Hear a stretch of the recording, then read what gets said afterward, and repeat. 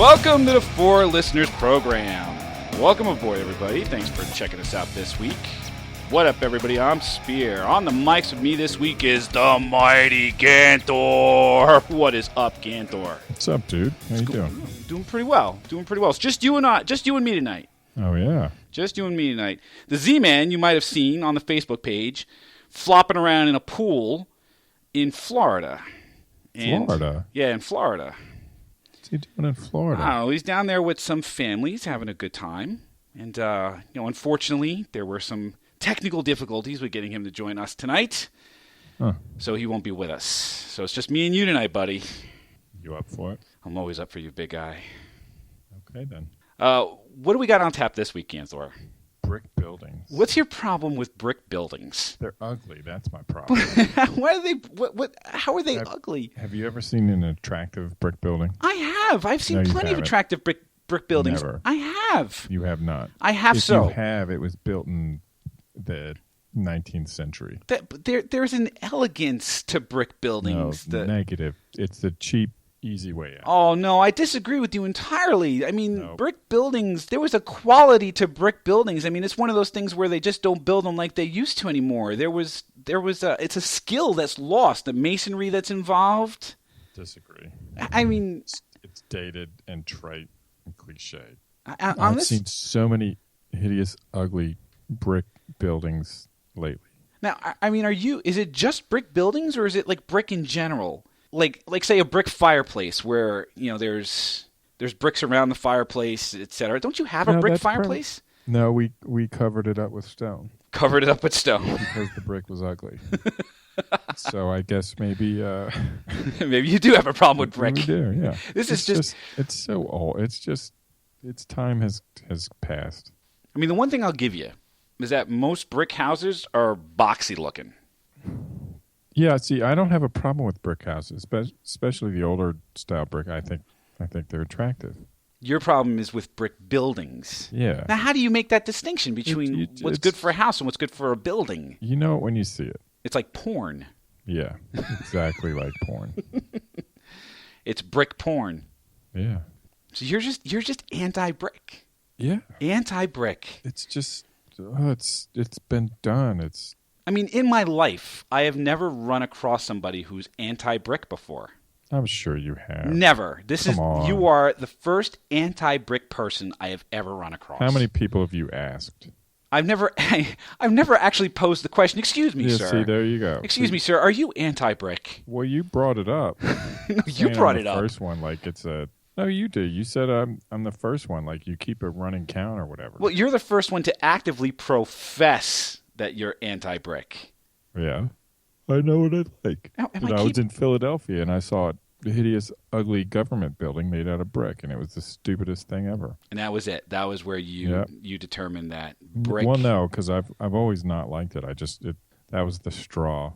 That was the brick that broke the camel's back? Yes. Shut up. You shut up. You shut up. So I'll give you this much. I'll give you that there are certain ways that people built buildings back in the day. Historically, yes, because they had limitations on their technology and what they could produce. I get that. And that's exactly right. That's fine, but today that doesn't exist. Certainly the technology for building buildings has advanced the cause. And now brick doesn't need to be an option. Right. That much I'll give you. There needs to be a moratorium on brick buildings. There needs to be a moratorium on brick buildings. I mean, you don't see too many brick buildings in major cities. Well, see, that's exactly where I saw them, though. Well, but I mean tall buildings. Like, until the 1980s, Philadelphia had a city ordinance that said no building in Philadelphia could be taller than the top of William Penn's statue, so William Penn's hat, which, for those of you not familiar with Philadelphia City Hall, is sitting maybe 35 stories in the air. And there was a city ordinance that said that no building could be taller than William Penn's hat. So, like, what you saw in Philadelphia was a lot of stone and marble types of buildings. And then eventually, as the city grew up, you saw more glass and steel. And in the 80s, they removed the ordinance, and the first building, I believe, to go up that was taller than William Penn was the Liberty Tower, the first Liberty Tower. And that's all glass and steel. Yeah, see. And now you have Right. buildings like the Comcast Center that's gone up, the second Comcast Center that's going up next to it, and they're all going to be these, 50, 60-story buildings, all Yeah. made out of glass and steel. Yeah. I mean, see, that's bordering on trite and generic and derivative. But that's what's happening. That's what cities are looking like now. Yeah. I mean, I don't know if you've been to New York City lately, but New York City's constantly under construction, and they're tearing down brick buildings Good. to replace them with these ginormous glass and steel monstrosities. And to some degree, I think, in especially in some of the older neighborhoods, you see that I did a little New York there. In some of the older neighborhoods, I slip into it. I can't help myself. In some of the older neighborhoods, I think you lose some of the character of those neighborhoods by tearing down these older buildings.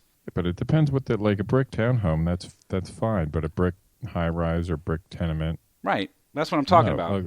it's just wrong on so many levels. But some of these buildings have history. I mean, they've been in neighborhoods for a long time. If you can't name the building, there's no history to it. Fair enough. So you're saying out with the old, in with the new. Fuck your bricks. Well, just if you're an architect, think of something new. Don't be brick building number 19,273. Well, and in fact, architecture has taken several leaps forward, and people are finding not just new ways to build buildings, but where to put them. And it's amazing too. I mean, the habitats that people create out of skyscrapers. There's this one building that was submitted for the RIBA International Prize. It's an architecture prize in Singapore. It's the Park Royale on Pickering in Singapore. And what they've done is they've built out the glass and steel, but they've kind of counterbalanced it with these open gardens that are set into the building. And what say you about that? Kind of the blending of the modern with the Natural. Oh, I'm all for that. I was just in Lancaster. It was a very pretty city that had a lot of greenscape combined with a lot of history. I was pleasantly surprised. I think more cities should be like that. Here's the other part of building things. It's using what's around you. So here's an example of, you're not building so much as you're digging out. Huh? There's a trend now where, for environmental purposes, people are building houses into the ground.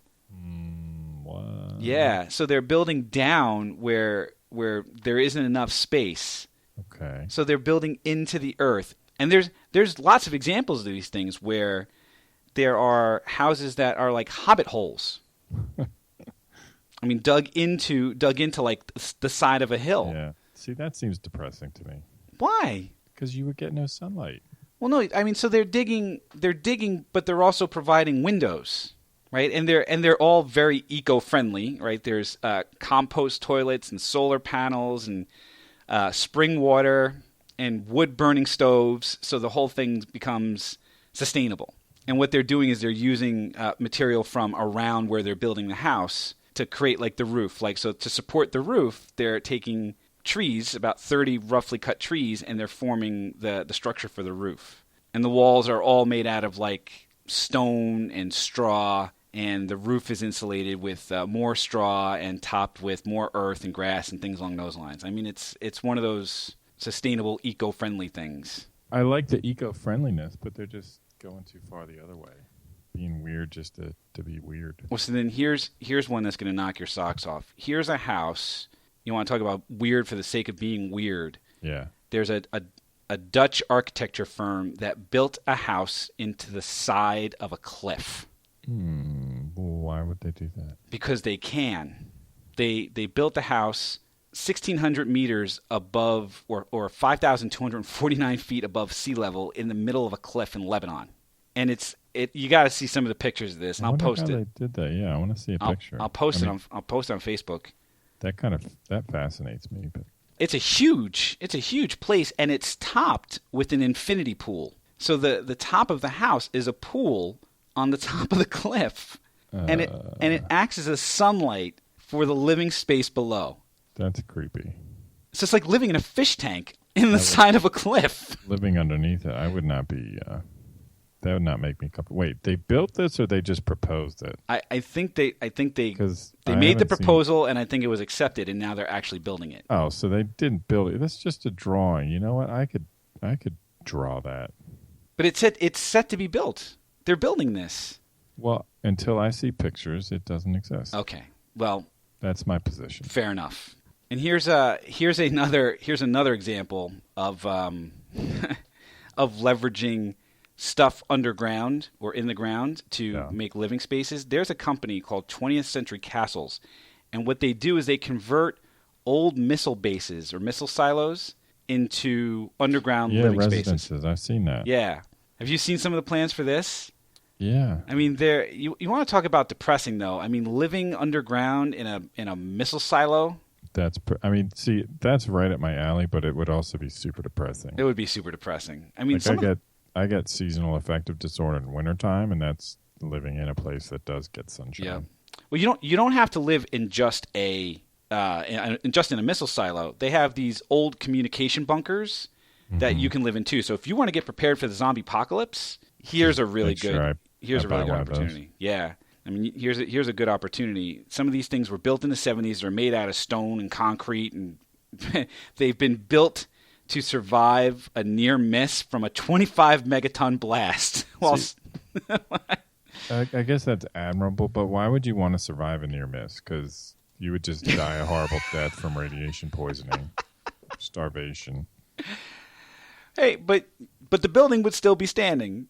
These buildings, 4 floors, 21,000 square feet. This particular one has an on-site water well holding 10,000 gallons of water.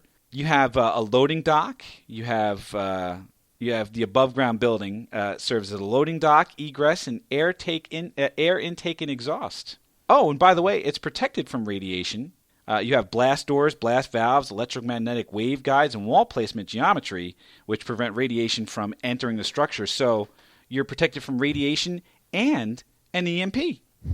So you're good, man. Yes. Underground, you have nearly 17,000 square feet of usable living space. I can't even put that into the visual picture. Well, hey, all I'm saying is if you want, there is a communications bunker in Kansas City, Missouri, just waiting for you, Ganthor.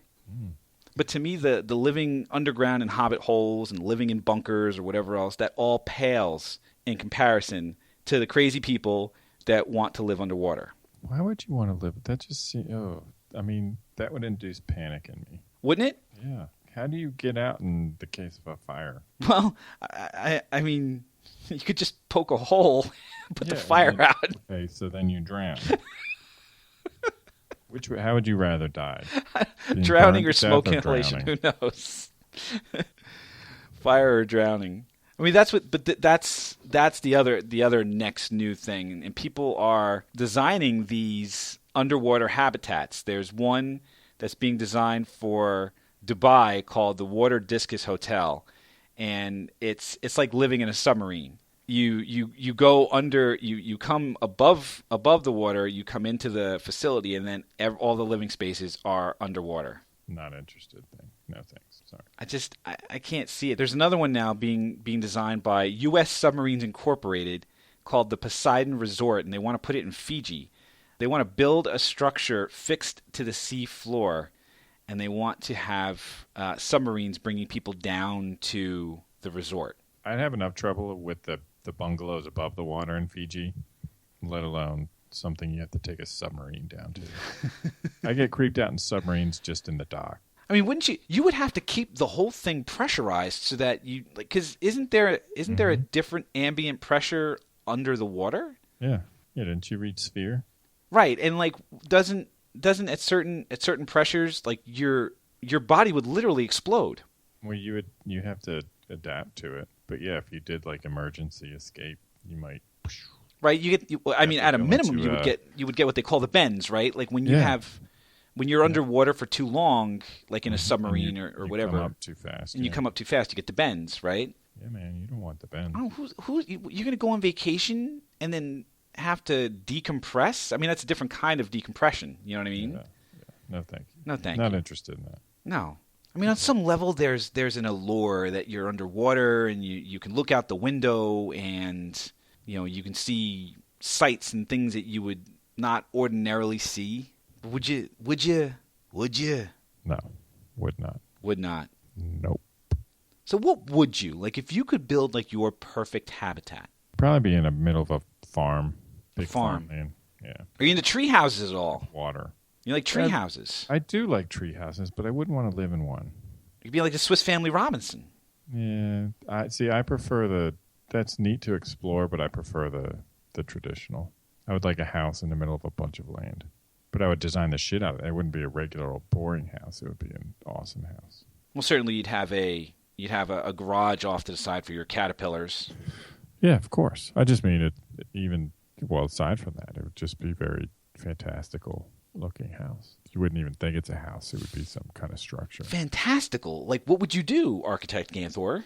There'd be catwalks everywhere and secret stairwells and lots of open height spaces. I like the idea of like the secret passages and things like that. Like if I were to design a house, I would want like secret passages. I would want to be able to go from the kitchen to the conservatory. You know what I mean? Yeah, Through exactly. Yeah. And have rooms that are only reachable by certain special like catwalk staircases or ledges or things like that. Yeah, like yeah. If you can imagine something in a video game, like a structure that you would see somewhere like that, that's what I would build for my house. Yes, I would definitely want that. I would definitely want I would want a secret combination to tap on a wall, and then I would want to go through a tunnel to the man cave. It would have to be like Batman, you know what I mean? Like I wouldn't want to slide down a pole, like not like Adam West Batman. Thought you liked that. But I would definitely you could be my ward. You could be my ward, Dick. Okay. we could go into the Bat Cave. Be your dick anytime. That's right. That's what I'm talking about, Ganthor. Come here. You look good. Give us a kiss. Come here. But that's what I'd want. I'd want the Bat Cave. Mm-hmm. And in the Bat Cave, I would have there would be pods of entertainment. Interesting. Like in the one pod would be a theater set up just for movies, right?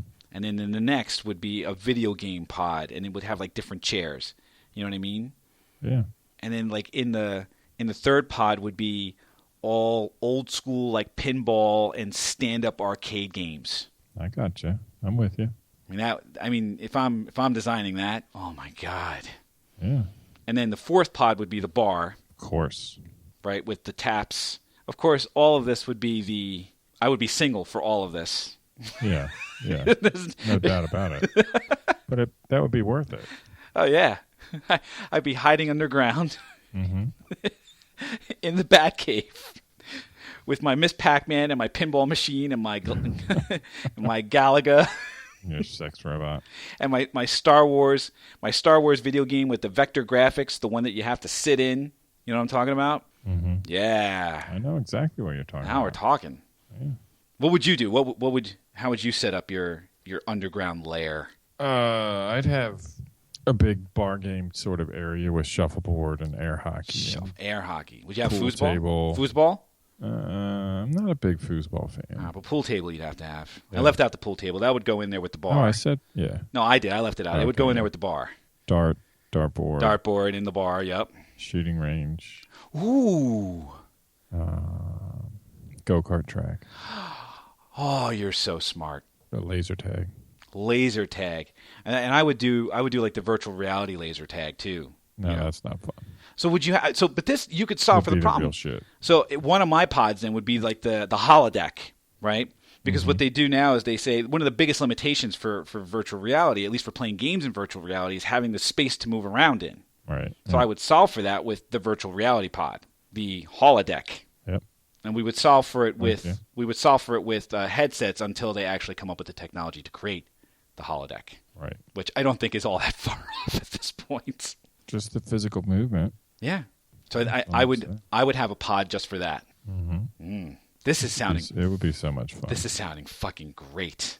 Yeah. So what we need to do is get. You're trying to figure out what to do with 17,000 square feet of underground bunker space. Yeah. Here's what you do, Ganthor. Yeah, that's true.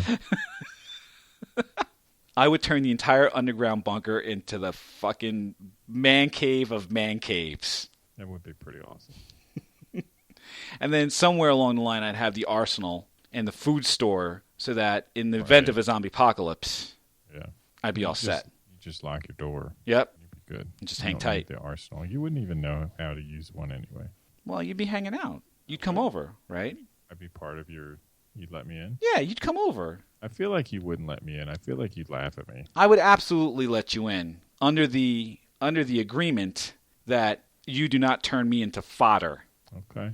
Right? I would accept that, yeah. That would be the agreement, that you don't shoot me in the leg first and let the zombies eat me while you try to get away. No, I wouldn't do that.